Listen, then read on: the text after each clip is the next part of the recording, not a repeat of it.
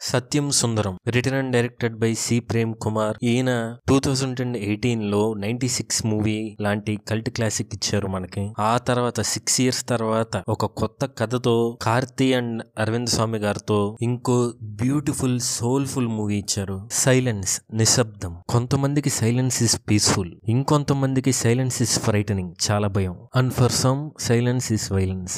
అదే సినిమాల్లో సైలెన్స్ ఉంటే మన ఆడియన్స్ కి అది ల్యాగ్. బట్ ఈ సినిమా సత్యం సుందరంలో silence is life.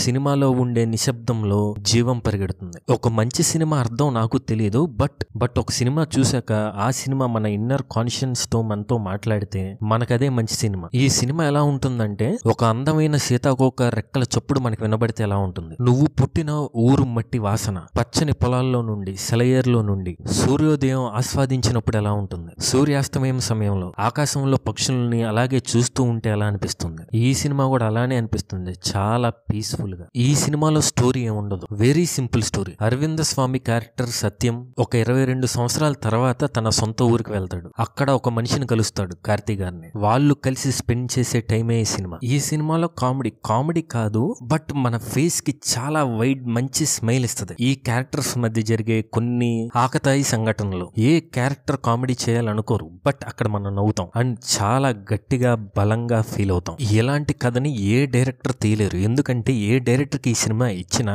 Over melo డ్రామాతో full కామెడీలతో నింపేస్తారు. ఈ సినిమా మనకి రిలేషన్స్, వాల్యూస్, ఫ్రెండ్షిప్, బ్రదర్హుడ్ వీటి యొక్క ఇంపార్టెన్స్ చెప్తుంది. బట్ ఎక్కడ మన క్లాసులు బీకినట్టు ఉండదు, మనం ఫీల్ అవుతాం అంతే. సింపుల్ గా చెప్పాలంటే it's a beautiful story of introvert and an extrovert. నాకు అక్కడ అరవింద స్వామి అండ్ కార్తీ గారు కనపడలేదు, ఊర్లో ఒక 2 క్యారెక్టర్స్ మాట్లాడుకుంటే చూసినట్టు ఉంది అంతే. అండ్ ఈ డిజిటల్ ఏజ్ లో సోషల్ మీడియా మన మైండ్ ని తుప్పు పట్టించేసి ఎంత స్పాయిల్ చేసి ఖరాబ్ చేసిందో మనకి తెలుసు. సో ఈ మూవీ మనం ఖచ్చితంగా చూడాలి. ట్రైలర్ చూడండి, ట్రైలర్ చూస్తే మీకు అర్థం ఇది సినిమా ఎలా ఉంటుందో. ఈ సినిమాలో డీటెయిల్స్ గురించి మాట్లాడాలంటే చాలా పెద్ద వీడియో అవసరం, సో ఫ్యూచర్ లో ట్రై చేస్తాం. ఈ మూవీని OTTలో కాదు థియేటర్స్ లో చూడండి, మిస్ అవ్వద్దు. And don't forget to subscribe our channel.